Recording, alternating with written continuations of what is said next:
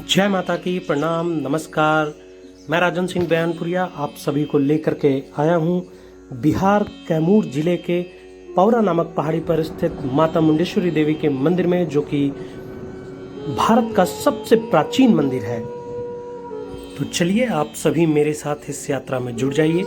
मैं आप सभी को लेकर के चलता हूँ माता मुंडेश्वरी देवी के मंदिर में, और मैं आप सभी को बताऊंगा इस मंदिर के ढेर सारे अननोन फैक्ट्स जो कि आपको नहीं पता होंगे।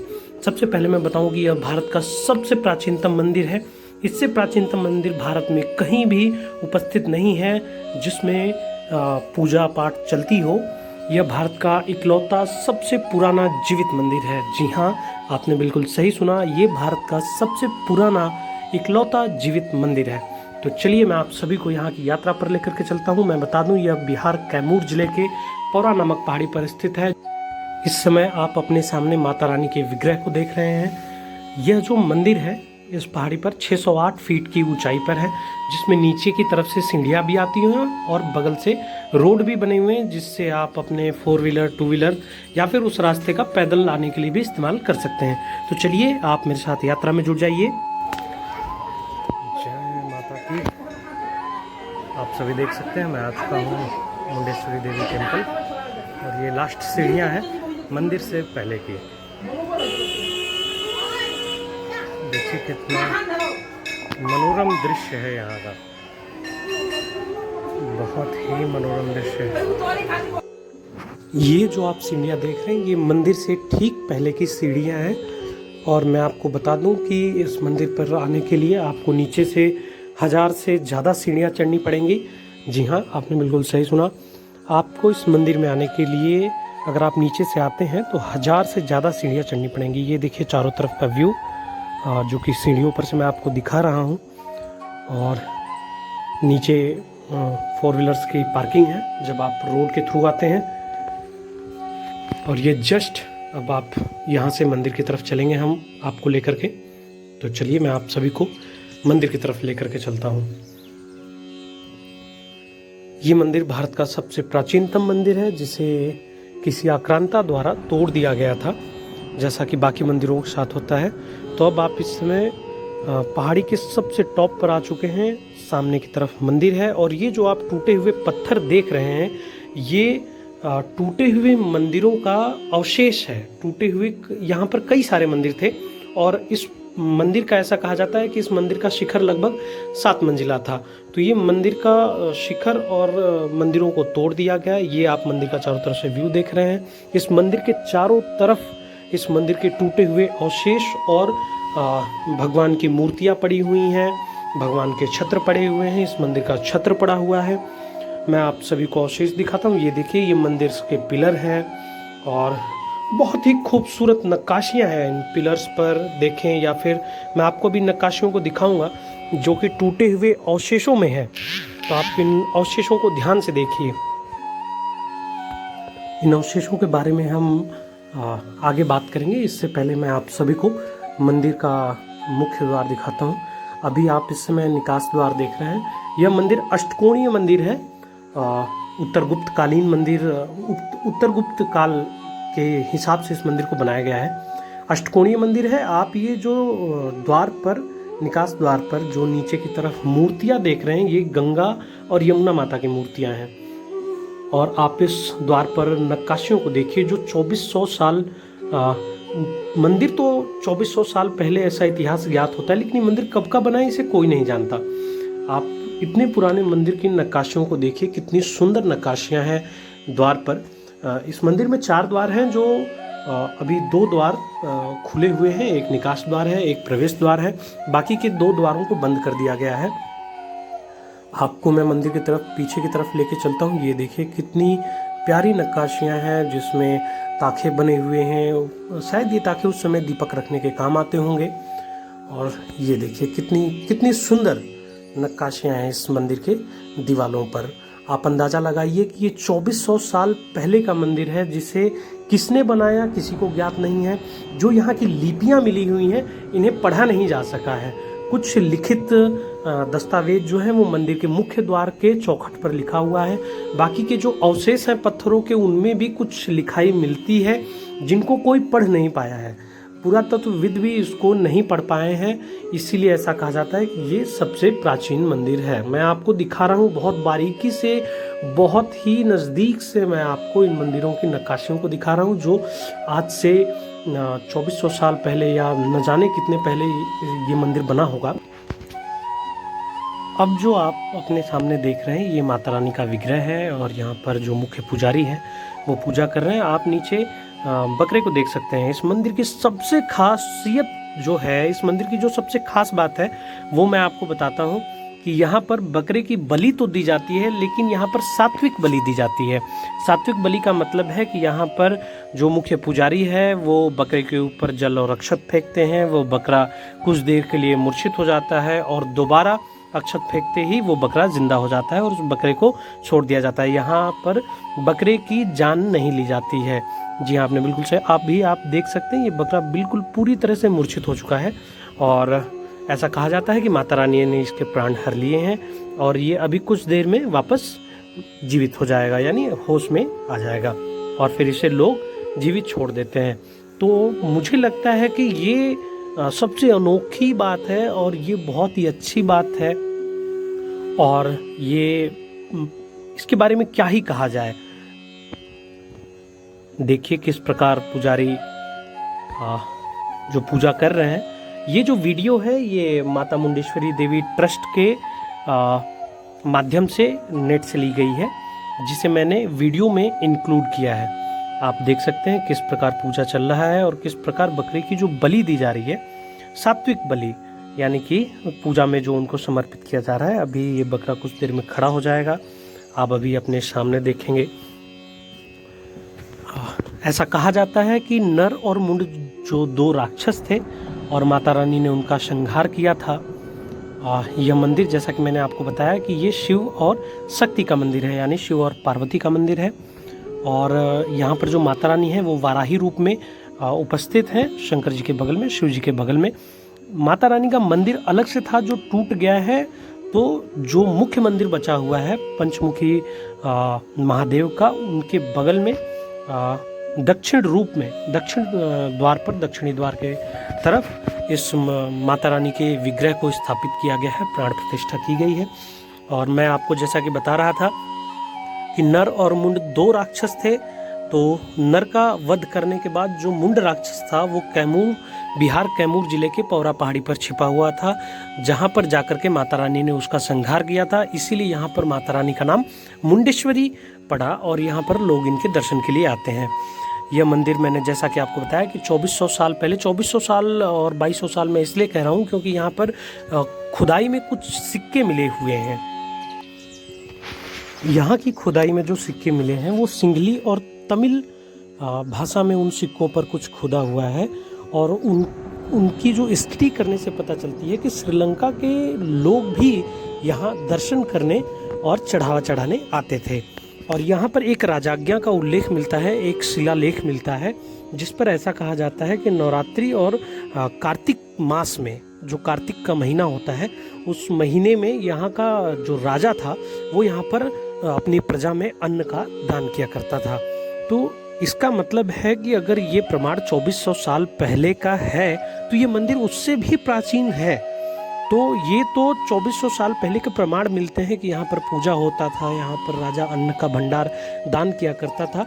और यहाँ की स्टडी करने से ऐसा मुझे लगा कि ये जो मार्ग है ये ज़रूर आगे जो है वो काशी से मिलता होगा। अभी आप पंचमुखी महादेव का विग्रह देखिए जिनके ऊपर शेषनाग है, अंदर की सजावट देखिए जो मुख्य रूप से नवरात्रि में की जाती है। बहुत ही जो है वो सुंदर आप यात्रा देख रहे हैं। और ये चौखट है जहाँ पर कुछ लिखा हुआ है इन लिपियों को, लेकिन अभी तक कोई पढ़ नहीं पाया है। आप ध्यान से देखिए, भक्तजनों ने इस पर जरूर सिंदूर और कुछ लगा दिया है अपनी श्रद्धा के हिसाब से, लेकिन इसको कोई पढ़ नहीं पाता है। और बाकी की जो शिलालेख है और जो लिपियां हैं वो पटना के पुरातत्व संग्रहालय में आपको मिल जाएंगी। इस मंदिर से जुड़ा हुआ जो संग्रहालय है वहाँ पर आपको मिल जाएगा। और मुख्य पुजारी भी यही बात आपको बताएंगे कि इस मंदिर का जो इतिहास है वो बहुत ही पुराना है। और मैं आपको अब अंदर की तरफ लेकर के चलूँगा, दिखाऊँगा कितना भव्य मंदिर है। और कितना प्यारा मंदिर है। ये जो वीडियो है अंदर का, जो गार्ड लगे हुए शूट नहीं करने देते, इसे मैंने नेट से लिया हुआ है और आप नेट पर भी जाकर इसको दूसरे चैनलों के माध्यम से देख सकते हैं। और कुछ ही क्षणों में आपको ये मैं वीडियो दिखाता हूँ। ये देखिए, ये जो आप देख रहे हैं ये पंचमुखी महादेव का मंदिर है। और अब आप अंदर की तरफ आ चुके हैं। आपको ये जो रिपोर्टर महोदया हैं ये आपको दिखा रही हैं। ये देखिए, ये जो है ये पंचमुखी महादेव का शिवलिंग है, जो कि बहुत ही भव्य है और बाहर बहुत ही भव्य नंदी हैं। इनके दक्षिणी रूप में देखिए माता रानी विराजमान है। मुख्य रूप से वो शक्ति है, यानी कि वो पार्वती माता का रूप है और वो वराही रूप में है, यानी कि उनकी जो सवारी है वो महिष है। महिष पर वो सवार हैं। और मुख्य पुजारी से मीडिया वाले बात कर रहे हैं। मुख्य पुजारी भी यही बोलते हैं कि ये मंदिर कितना पुराना है इसके बारे में किसी को जानकारी नहीं है। इस मंदिर को क्यों तोड़ा गया, किसने तोड़ा, कब तोड़ा, इसके बारे में भी कोई जानकारी नहीं है। ऐसा कहा जाता है कि ब्रिटेन के दो जो पेंटर थे, उन्होंने पहली बार इसका जो मैप था वो लगभग 1705 ईस्वी में पब्लिश किया था, जब वो बिहार के दौरे पर आए थे। अब मैं आप सभी को बाहर की तरफ लेकर के चलता हूँ। ये निकास द्वार के ठीक सामने आप एक भव्य शिवलिंग देख सकते हैं। तो इस मंदिर को देखने से ऐसा प्रतीत होता है कि इस मंदिर के हर द्वार के सामने महादेव का शिवलिंग था और वो जो फूलों से सजा हुआ घेरा आप देख रहे हैं उसी में भव्य नंदी हैं। मैं आपको उनको भी दिखाऊंगा वीडियो के आगे वीडियो में। तो अभी आप देखते रहिए। ये अष्टकोणीय मंदिर जो कि उत्तर गुप्तकालीन प्रतीत होता है और ये मंदिर कितना पुराना है इसका कोई प्रमाण नहीं है, मगर ये जरूर प्रमाण मिलता है कि यहाँ के जो शिलालेख हैं और यहाँ के जो सिक्के खुदाई में मिले हैं और जो राजाज्ञा मिला हुआ है, लिपियाँ तो पढ़ी नहीं जा सकती। अभी मैं आपको लेकर के चलता हूँ। ये आप देख सकते हैं उस समय के ये गेट हैं, जो लोहे के गेट और झरोखे टाइप के हैं। ये गेट उसी समय के हैं, पड़े हुए हैं पुराने। ये देखिए, ये मंदिर का अवशेष है जो टूटा हुआ है। आप देख सकते हैं इन पत्थरों पर जो नक्काशियाँ हैं वो धीरे धीरे मिट रही हैं। और ये आप सांचा देख सकते हैं जिसमें पत्थरों को डाल करके बिठाया जाता था एक के ऊपर एक, जिससे कि ये मंदिर हमेशा के लिए टिका रहे।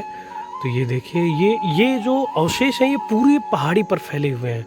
तो सोचिए हमारे इतिहास का किस तरह से आक्रांताओं ने और हमारे मंदिरों को निशाना बनाया, हमारे इतिहास को इन्होंने मिटाया। और मैं आपको बताता चलूँ कि इस मंदिर की ख्याति जो है वो आज से 25-30 साल पहले इतनी नहीं थी। इस मंदिर को बहुत कम लोग जानते थे, बहुत कम लोग आते थे। इस मंदिर की जो ख्याति है वो अब बहुत ज़्यादा बढ़ी है, क्योंकि अब इंटरनेट के ज़माने में लोगों ने इसको एक्सप्लोर किया और लोगों के बीच में दिखाया, इस मंदिर के बारे में जानकारी इकट्ठा की, नेट पर डाला और धीरे धीरे इस मंदिर की ख्याति बढ़ी। इस मंदिर का जो इतिहास है जो किताबों में मिलता है, जैसा कि मैंने बताया, 2 अंग्रेज जो कि चित्रकार थे वो भारत के दौरे पर आए थे। उन्होंने इसकी जो पेंटिंग है वो पब्लिश की थी बिहार दौरे पर। ये लगभग 1700 से 1750 के बीच की बात है। अभी आप महादेव के शिवलिंग को देख रहे हैं और मैं अब आपको लेकर के चलता हूँ। ये देखिए, ये जो मैंने बताया था कि ये बड़ी ही भव्य नंदी है, काफ़ी वृहद स्वरूप है इनका और मैं नज़दीक से दिखा रहा हूँ आप लोगों को। ये देखिए, जो कि बैठे हुए मुद्रा में है और ये प्रवेश द्वार के सामने है, ठीक उत्तर दिशा में। यहाँ पर भक्तों का तांता लगा रहता है और ये प्रवेश द्वार है। देखिए, प्रवेश द्वार पर भी ठीक उसी तरह की नक्काशियाँ हैं और गंगा यमुना की जो मूर्ति है माता की वो नीचे हैं। अब ये छत्र है, ये देखिए, ये बहुत ही बड़ा छत्र है। जिस तरह से आप देख सकते हैं कि सारनाथ में जो अशोक स्तंभ के ऊपर छत्र था, तो ये छत्र उस तरह का छत्र मुझे देखने से लगता है। और ये काफ़ी बड़ा छत्र था जो कि टुकड़ों में निकास द्वार के सामने बगल में पड़ा हुआ है सामने की तरफ। ये देखिए, इन पत्थरों पर नक्काशी जो कि आज से 2500 साल पहले, आप अंदाज़ा लगाइए कि ये कितना भव्य मंदिर रहा होगा जिसको आक्रांताओं द्वारा तोड़ दिया गया। ये मैं नज़दीक से नक्काशियों और पत्थरों को दिखा रहा हूँ जिन्हें आक्रांताओं ने तोड़ दिया। जब आप इन पत्थरों को देखेंगे तो आपको ऐसा लगेगा कि काफ़ी तेज़ धारदार हथियार से इन पर वार किया गया है। और इस मंदिर के चारों तरफ भी और भी मंदिर थे छोटे छोटे जो टूट गए, और जैसा कि मैंने बताया माँ मुंडेश्वरी देवी का मंदिर जो है वो अलग था, वो मंदिर तोड़ दिया गया और माता के प्रतिमा के ऊपर भी जो है आघात किया गया था, लेकिन वो प्रतिमा अभी सही सुरक्षित है। फिर बाद में इस प्रतिमा को मुख्य गर्भगृह में, जो कि पंचमुखी महादेव का मंदिर है, उसके अंदर इसे स्थापित किया गया। ये मैं आप सभी को मुख्य द्वार दिखा रहा हूँ, जो कि प्रवेश द्वार है, और मैंने पहले भी इसको दिखाया हुआ था। ये देखिए, ये जो अंदर का नज़ारा है, अंदर पंचमुखी महादेव है, माता मुंडेश्वरी देवी का मंदिर है। एक तरफ जो द्वार है जिसको बंद कर दिया गया है, उसमें गणेश भगवान की प्रतिमा भी है जो कि बैठे हुए हैं। ये देखिए, इन मूर्तियों को भी तोड़ा गया है। ये गंगा माता और यमुना माता की मूर्तियां हैं। आपको इस मंदिर में एक बार जरूर आना चाहिए। ये देखिए, ये पंचमुखी महादेव हैं अंदर, और ये प्रवेश द्वार है, उधर नंदी है। और देखिए, भक्तों की भीड़ यहाँ हमेशा होती है। नवरात्रि में बहुत ज़्यादा यहाँ भीड़ हो जाती है, और किसी भी त्यौहार के मौके पर यहाँ बहुत ज़्यादा भीड़ होती है। ये देखिए, ये जो है ये पूर्वी द्वार है जो कि बंद है लोहे से, और ये जो आपको पीला कपड़ा दिखाई दे रहा है, ये गणेश भगवान के ऊपर चढ़ाया गया है। यहाँ पर गणेश भगवान की प्रतिमा है, और जो एक मुख जो है पंचमुखी महादेव का, जो कि तोड़ दिया गया है, वो उसमें रखा हुआ है। बाकी और भी टूटे हुए जो प्रतिमा है उनको वहाँ पे रखा गया है, आप देख सकते हैं। अब मैं आपको दूसरे द्वार की तरफ लेकर के चलता हूँ, और ये देखिए, ये पहाड़ी के चारों तरफ, इस मंदिर के पूरे पहाड़ी पर, इस मंदिर के चारों तरफ अवशेष फैले हुए हैं, और जो सिक्के और जो शिलालेख हैं वो इन्हीं खुदाइयों से मिलते हैं। यहाँ पर लोग अपनी तंत्र साधनाएं भी करते हैं, जैसा कि आप देख सकते हैं, 2 भक्त अपनी तंत्र साधनाएं कर रहे हैं। यहाँ पर काफ़ी सारे तांत्रिक टाइप के लोग आते हैं, वो अपनी तंत्र साधनाओं को पूरा करते हैं और अपनी सिद्धियाँ प्राप्त करते हैं। देखिए, कितना प्यारा मंदिर है, और मंदिर की व्यवस्था के लिए एसी लगाया गया है। ये भी द्वार है जो कि बंद कर दिया गया है। अष्टकोणी मंदिर में टोटल 4 द्वार हैं, जैसा कि मैंने पहले भी बताया आपको। 2 द्वार, एक निकास द्वार और एक प्रवेश द्वार और एक निकास द्वार है। बाकी 2 द्वारों को अब मैं आपको नज़दीक से दिखाता हूँ इन मंदिरों में। ये देखिए, जो मंदिर के नीचे की तरफ मूर्तियाँ, नक्काशी, और ये जो पेड़ टाइप का बना हुआ है, और अन्य देवताओं की जो मूर्तियाँ हैं वो दीवारों पर अंकित हैं। आपको देखने से इस मंदिर की भव्यता का अंदाज़ा होगा, और अगर आप इतिहास प्रेमी हैं और आप धार्मिक व्यक्ति हैं जो अपने धर्म की तरफ झुकाव रखते हैं, तो आपको इस मंदिर में ज़रूर आना चाहिए। आप दीनदयाल उपाध्याय स्टेशन से, वाराणसी स्टेशन से, गया स्टेशन से, या नज़दीकी आप यहाँ पे मोहनिया, भभुआ से आकर के इस मंदिर में आ सकते हैं।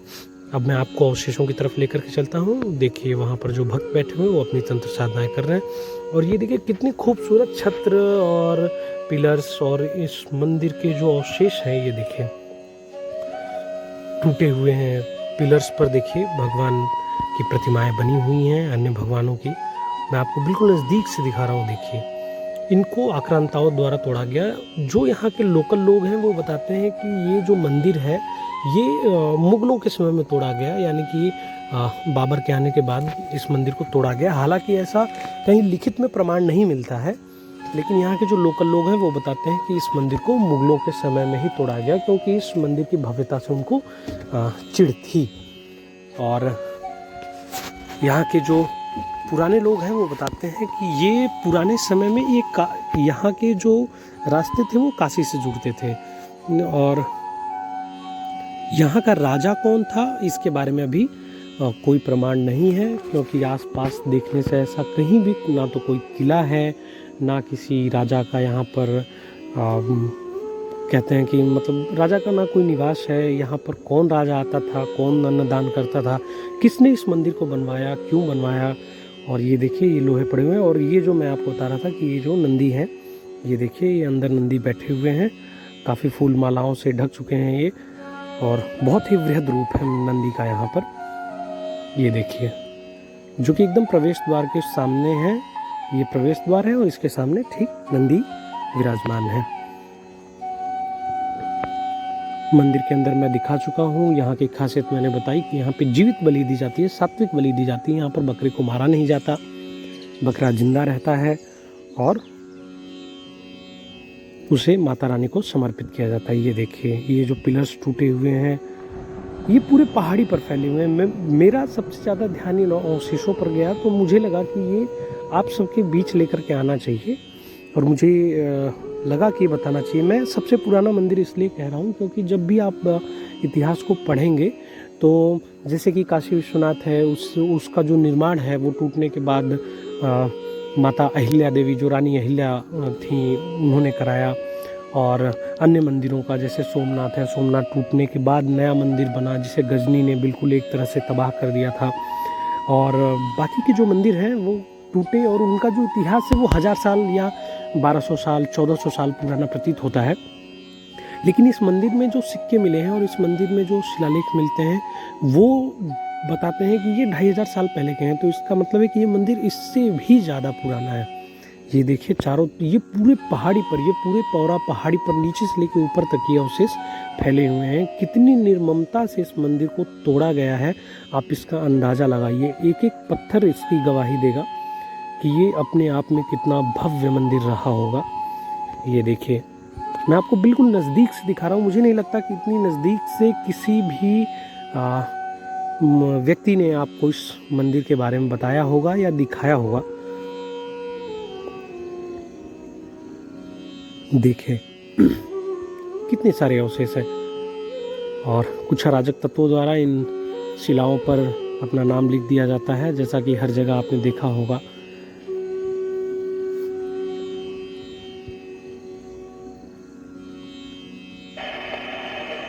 मैं यहाँ पर आप सभी को एक चीज़ और बताना चाहता हूँ कि हमारे जो बिहार सरकार की थोड़ी सी पर्यटन के प्रति कहें या फिर पुरातत्व की तरफ से कहें, इस मंदिर पर काफ़ी कम शोध किए गए, जो कि और भी शोध किए जाने चाहिए जिससे कि इस मंदिर की सच्चाई खुलकर लोगों के सामने आ सके। क्योंकि मुझे लगता है कि ये कहीं ना कहीं इस मंदिर के इतिहास को सरकार ने ठंडे बस्ते में डाल दिया है और इस मंदिर की जिम्मेवारी सिर्फ लोकल लोगों और यहाँ के भक्तों के ऊपर ही रह गई है। अब मैं आपको देखिए दिखाता हूँ इन मंदिरों के बीच में। जब आप इस मंदिर में आएंगे तो आपको ऐसा लगेगा कि हर मंदिर के सामने महादेव के साथ साथ विष्णु भगवान की प्रतिमा भी थी जिसे तोड़ दिया गया है। तो उसमें से कुछ प्रतिमाओं को मैं आपको दिखाता हूँ। ये देखिए, ये महादेव का शिवलिंग है जो कि तोड़ करके साइड में कर दिया गया था और उनके साथ में ये आप विष्णु भगवान की प्रतिमा देख सकते हैं। कुछ गणेश भगवान की प्रतिमाएं हैं, कुछ पार्वती माता की प्रतिमाएं हैं, अन्य देवी देवताओं की प्रतिमाएं हैं यहाँ पर जो कि टूटी हुई अवस्था में है। मैं आपको फिर से दिखाता हूँ। ये देखिए, ये देखिए, ये जो है आप देख सकते हैं, ये शिवलिंग है। इतने बड़े बड़े आकार के शिवलिंग आपको यहाँ पर देखने को मिलेंगे जो कि उस समय इनकी विधिवत पूजा होती थी, पूजा हुआ करती थी। लेकिन अब ये अवशेष मात्र रह गए हैं। भक्तजन इस पर अपनी श्रद्धा के हिसाब से फूल मालाएं चढ़ा देते हैं। देखकर दुख होता है कि हमारे मंदिरों के साथ ऐसा हुआ। ये देखिए, ये अन्य देवी देवताओं की, ये ब्रह्मा जी की मूर्ति है और बड़ी मूर्तियां भी हैं जो कि मलबे में तब्दील हो चुकी हैं। और ये देखिए, जैसा कि चक्र आपको 24 चक्र आपको सारनाथ में मिलता है, वैसा ही चक्र है। और ये देखिए, ये मैं पेड़ों के नीचे से मंदिर का रूप दिखा रहा हूँ आप सभी को।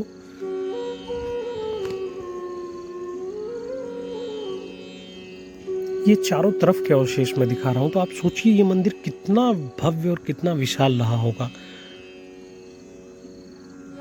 क्योंकि एक भारतीय होने के नाते मुझे लगता है कि हर व्यक्ति को अपने धर्म और अपने मंदिर के बारे में जानकारी होनी चाहिए।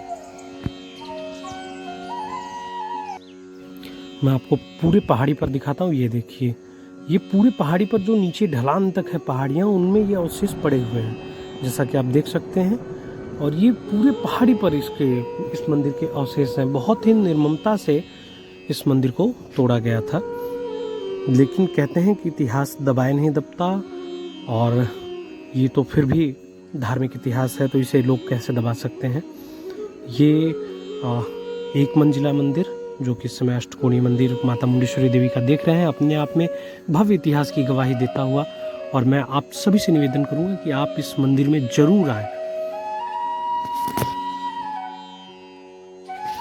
और इस यात्रा को यहाँ ख़त्म करने से पहले मैं आप सभी को फिर से इस मंदिर की कुछ झलकियाँ दिखाना चाहूँगा।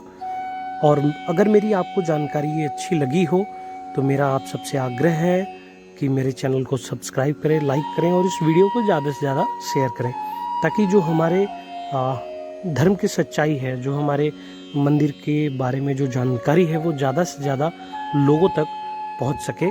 आप इस मंदिर को गूगल पर सर्च कर सकते हैं। गूगल पर इस मंदिर को इंडिया का सबसे ओल्डेस्ट टेम्पल बताया गया है, सबसे पुराना जीवित मंदिर बताया गया है। और चलिए मैं चलता हूँ। मैं फिर से कहता हूँ कि अगर आप सभी को ये जानकारी अच्छी लगी हो तो प्लीज़ मेरे चैनल को सब्सक्राइब करें, लाइक करें, इस वीडियो को लाइक करें और ज़्यादा से ज़्यादा शेयर करें। जय माता की।